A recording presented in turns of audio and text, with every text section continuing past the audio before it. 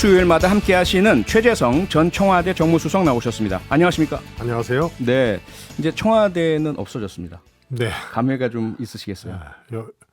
용화대가 생겼다고. 네, 용화대. 네, 지금 유튜브로 영상 생중계되고 있습니다. 유튜브에서요. 표창원의 뉴스 아이키 검색해 주시면 최재성 전 정무수석 또 제 모습 직접 보실 수 있고요. 여러분이 남겨주시는 댓글 실시간으로 저희가 다 확인을 하고 있으니까 많은 참여 부탁드리겠습니다. 오늘 제42주년 5.18 민주화운동 기념식이 있었고요. 윤석열 대통령, 각 부처 장관들 그리고 국민의힘 소속 전원 의원들 대거 참석을 했습니다. 보수 정권에서 전례 없던 일 아닙니까? 그렇습니다. 그런 점에서 적어도 네. 5.18에 대한 이제 참석 여부, 네. 또 참석했을 때 이제 박근혜 대통령 같은 경우, 네. 이명박 대통령, 그 이제 일종의 이제 톤과 수위죠. 네. 그런 것에 이제 조금 논란이라 그래야 되나요? 이것은 일단은 이번에 정리를 했다. 예. 그런 의미에서 윤석열 대통령만 참석한 것이 아니고 네. 또 집권당 국회의원 또 정부 국무위원 등이 대거 참석한 것은 네. 일단은 형식적인 문제, 참석에 관한 어떤 수위의 문제 이런 것을 일단락한 그런 의미가 있다고 봅니다. 네.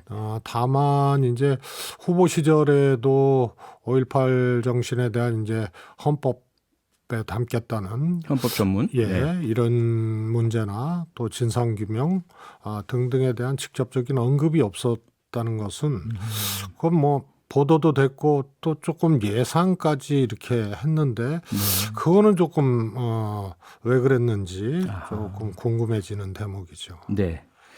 네, 이번 주에 굵직굵직한 현안들이 많이 있습니다. 그중에 아마 가장 좀 큰 관심을 받고 있는 것 중에 하나가 조 바이든 미국 대통령의 방한 일정일 텐데요. 금요일에 방한을 해서 윤석열 대통령과 정상회담 가질 예정이죠. 지금 상황이 미국과 중국이 패권 경쟁을 하고 있는 그런 상황 아니겠습니까? 그리고 우리 대한민국은 언제나 한중 사이에서 여러 가지 어려움들이 있었던 상황인데 이번 조 바이든 대통령의 방한이 윤석열 정부 외교의 첫 시험대가 될 것이다 이런 분석도 있던데 최 수석님 어떻게 보세요? 그렇습니다. 사실 미중 패권 경쟁이 그냥 단선적인 경쟁이 아니거든요. 예. 그리고 미국도 오바마 대통령 시절부터 트럼프 그리고 조 바이든 대통령 시절을 거치면서 대중국 전략에 대해서 조금 더 뭐라 그럴까 강해지고 조밀해진 겁니다. 예. 그래서 중국을 외교 정책에 가장 이제 중심에 놓고 상대적 중심에 놓고 해왔다면 조 바이든 시대에는 포괄적이고 매우 미세한 부분까지 총체적 전략을 짜고 접근하고 있기 때문에 네. 단순히 우리가 중국이 이제 최대 교육국이기 때문에 섣부르게 하다가는 그 피해가 올 수 있다. 또 미국은 강력한 이제 안보 동맹국이기 때문에 또 미국과 경제 동맹 차원에도 같이 해야 된다. 이런 이제 단선적인 해석과 대응으로는 어려운 시대가 됐습니다. 예. 물론 미국 내에서도 조 바이든의 대중국 전략에 대해서 사실은 굉장히 뭐라 그럴까요? 경쟁적이면서 안보 측면에서는 이 대결적 상황까지 간주를 염두를 해두는 거고 기후 변화라든가 뭐 코로나 같은 경우에는 이제 협력적 의제로 이렇게 분류를 해놓은 소위 삼시선 정책을 조 바이든 정부에서 하는데 이 대결과 경쟁 정책이라는 것이 언제까지 갈지. 에 대해서 미국 내에서도 조금 양론이 있는 상황입니다. 그래서 정말 외교적 시험대이기도 하지만 조금 더 깊게 생각하고 대응해야 될 문제 아닌가 싶습니다. 네. 조 바이든 대통령의 방한과 관련해서 또 다른 이제 관심거리가 있죠. 윤석열 대통령과의 한미 정상회담에 이어서 문재인 전 대통령과 별도의 만남을 갖게 됩니다. 이거 전례가 있었나요? 이런 전 대통령 제 기억으로는 없었던 것 같고요.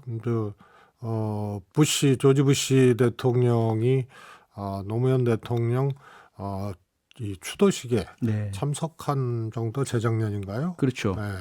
퇴임하신 분이 오신 거니까요. 예, 네. 그 퇴임하신 분이 오신 거 제 네. 기억에는 없고요. 어떤 의미라고 보세요? 저는 이제 소위 말해서 우정과 네.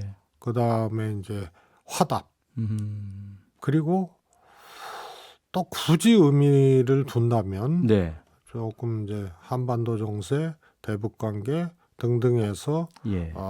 문재인 대통령의 역할이 네. 당장은 모르겠으나 있을 수도 있다. 아.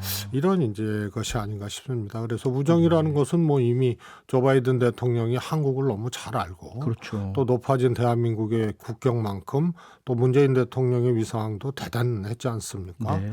그리고 트럼프하고는 조금 다른 한반도 정세를 바라보는 조 바이든 대통령의 지식과 시각이 있거든요. 네. 그래서 그런 것이 이제 우정을 조금 돈독하게 서로를 존경하고 존중하게 했던 과정이고 네. 화답이라는 것은 조 바이든 대통령 취임하고 문 대통령이 방미를 했었는데 네. 답방을 추진을 하다가 뭐 우크라이나 사태 등등등으로 어려워졌거든요. 그렇죠. 이제 그런 것에 대한 좀 화답도 있을 수 있고요. 네. 그 다음에 이제 전략적인 뭐랄까 포석 이런 역할에 대한 염두도 있지 않겠나 이렇게 네. 봅니다. 근데 우정과 화답 말씀 주셨지만 사실 지금 시기상으로 어떻게 보자면 물론 이제 그 조 바이든 대통령의 과거에 오바마 대통령 당시 부통령 시절도 있으시고 하시겠지만 아무래도 지금 현직 대통령 윤석열 대통령 취임 직후인데 이런 부분들이 조금은 뭐랄까요 좀 외교적으로 어울리지 않지 않느냐. 그렇기 때문에 뭔가 그러한 소위 말하는 결례를 무릅쓰고라도 꼭 문재인 전 대통령을 만나야 하는 실질적인 이유가 있는 건 아니겠는가 이런 관측이 있는데 어떻게 보세요? 뭐 여러 가지 해석들이 있죠. 예. 사실 뭐 문재인 대통령에 대해서 새 정권이 소위 말해서 정치적으로 뭐 보복을 하거나 이런 것에 대한 하나의 이제 장치 뭐 이런 해석도 있는데요. 예. 저는 그거보다도요. 네. 이것이 왜 결례인지에 대해서 명확한 논리가 없잖아요. 네. 미국 대통령이 현직 대통령을 먼저 만나서 정상회담을 하고 네. 그다음에 직전 대통령을 만나는 것이 왜 외교적으로 결례인지에 대해서 그 논리적이지가 않아요. 네. 그냥 그렇게 얘기들을 하는 것이죠. 그래서 그거는 무리한 것도 아니고 결례인 것도 아니고요. 네. 충분히 있을 수 있는 일인데 네. 특별하고 이례적인 것일 뿐이죠. 특별하고 이례적이다. 앞서 이제 말씀 주실 때 전략적 포석이라는 용어를 사용하셨습니다. 뭔가 역할과 어떤 한반도 정세와 관련된 것이지 않을까라고 조금 조심스럽게 제가 해석을 좀 하는데 혹시라도 그럼 조 바이든 미국 대통령이 문재인 전 대통령께 모종의 역할을 좀 요청을 드린다면 수락을 하실까요? 문재인 대통령께서? 제가 보기에는 구체적으로 어떤 주문이 있어야 네. 요청이 있어야 수락을 하든지 말든지 할 텐데요. 예. 구체적으로 지금 단계에서 무엇을 해달라고 그렇게 요청을 할 내용적으로 네. 그런 것이 당장은 없지 않느냐. 그러면 좀 포괄적이고 네. 또 조금 기본적 음. 수준에서 문재인 대통령이 앞으로 좋은 네. 역할을 해달라는 이런 주문 정도는 있을 수가 있죠. 네.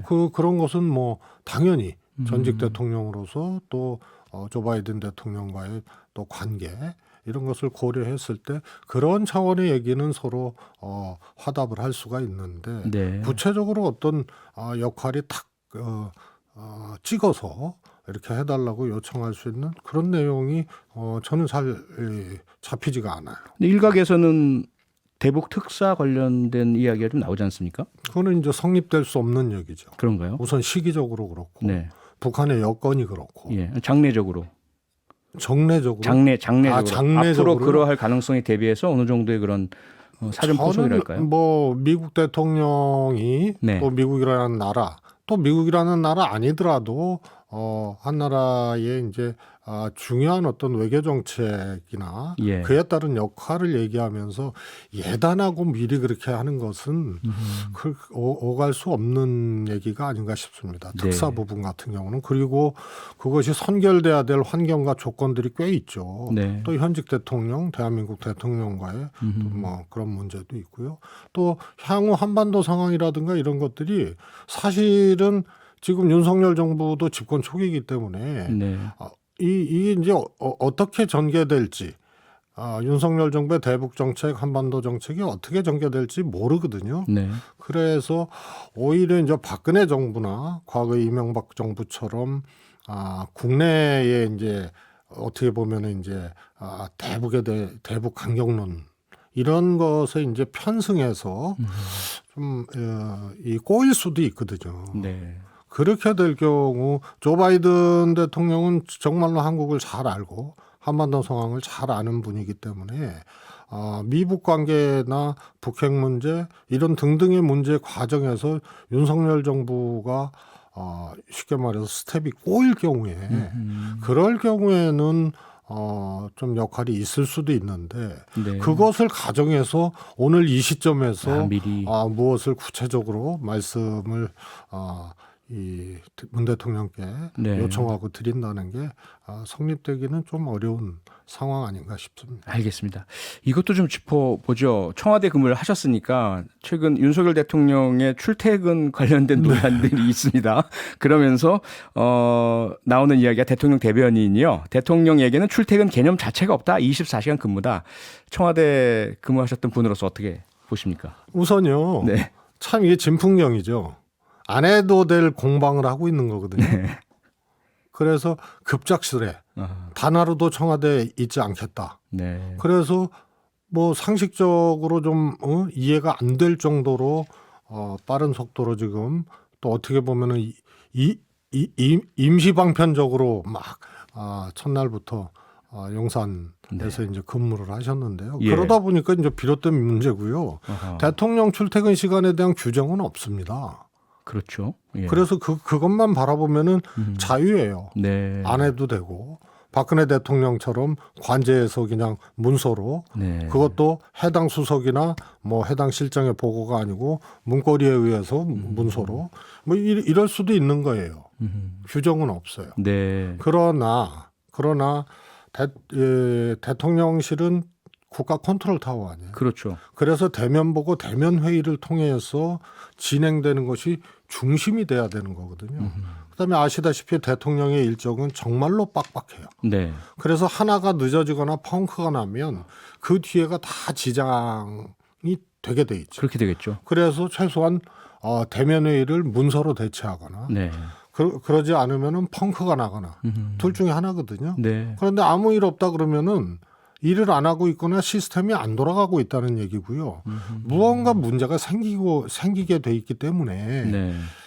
출퇴근 규정은 없으나 대통령의 출근으로부터 대한민국은 돌아가고 컨트롤 타워는 돌아가고 네. 그 하루의 빡빡한 일정 속에서 판단과 정보의 취합과 결정 집행들이 이루어지는 거기 때문에 예. 출근으로부터 국사는 시작되는 거예요. 아하. 그런데 퇴근은 안 하셔도 돼요. 네, 퇴근해야죠. 근데 문재인 대통령은 네. 이제 이명박 대통령은 얼리버드라 그래서 7시에 출근하셔가지고 예. 직원들이 엄청나게 부담이었거든요. 네. 문재인 대통령 9시에 회의하시는데요. 직원들은 6시부터 돌아가요. 그래서 수석실 회의를 준비하는 팀들이 있고. 적어도 3시간 전에는 준비를 해야 된다는 말씀이네요. 7시에 수석실 회의하고 네. 8시에 선임비서관급 이상 수석실장 회의하고 예. 9시에 대통령 회의를 하거든요. 그래서 3시간 전부터 돌아가요. 근데 7시에 MB 대통령이 출근을 하면 네. 이게 어떻게 되겠습니까? 그래서 새벽 결국은 4시부터 늦췄죠. 시작되나요? 근데 박근혜 대통령은 뭐 그런 거 없이 그냥 관제해서 네. 하는지 안 하는지 하여튼 문서로 보고받고 이러다 보니까 판단과 결정을 문거리가 하거나 아하. 특정인이 하거나 예. 안보실장을 한 번밖에 대면을 안 했다는 거 아니에요? 그래 이런 일이 네. 일어납니다. 네. 그래서 문재인 대통령은 직원들의 부담도 덜어주고 그래서 8시부터 관저에서 업무를 시작하시고 네. 9시에 정확하게 출근하셔갖고 대통령 주재 회의를 하시고 예. 그다음에 6시나 6시 반에 또 정확하게 퇴근하시고 10시 반까지 관저에서 업무를 보십니다. 아하. 그래서 이게 이런 일정을 놓고 봤을 때 네. 뭐 차 안에서 보고받아도 된다. 뭐 관저에서 뭐 자택에서 받아도 된다. 이거는 국가 컨트롤 타워 시스템을 이해하지 못하는 아주 편안한 얘기예요. 어허. 그래서 예. 대한민국은 대통령의 출근으로부터 시작된다. 그러나 퇴근은 자유다. 네. 이게 맞는 거죠. 대통령이 출근으로부터 국사 나라 일이 시작된다라는 말씀이신데 그런데 대통령도 사람이다 보니까 몸이 좀 안 좋으실 수도 있고 또 그 전날 긴박한 업무 때문에 늦게 또 잠을 잘 수도 있고 이런 일이 있을 때는 어떻게 되나요? 하루에 늦게 시작할 수도 있지 않습니까? 예, 5월 6일 날 문재인 대통령이 비서관급 이상 네. 참모들하고 마지막 청와대에서 인사를 나누는 자리가 있었거든요. 네. 그때 임종석 실장이 얘기를 했어요. 문재인 대통령이 해외 순방을 하고 오셔가지고 예. 막 그냥 몸이 거의 탈진 상태에 막 겁이 날 정도로 그래서 임 실장이 일정을 중단시키고 막 했던 과정들을 임 실장이 이제 소개를 한번 했었어요. 그리고 예. 그 다음 날 정확하게 9시에 또 회의하자고 하셔가지고 억지로 막 그것을 네. 그래서 일단은요 연가를 내시거나 네, 저희가 시간이 다 돼서요. 네. 오늘은 여기까지 예. 듣고 마치도록 하겠습니다. 네, 최재성 전 정무수석이었습니다. 수고하셨습니다. 감사합니다. 평일 저녁 6시 5분에 여러분을 찾아갑니다. MBC 라디오 표창원의 뉴스 하이킥.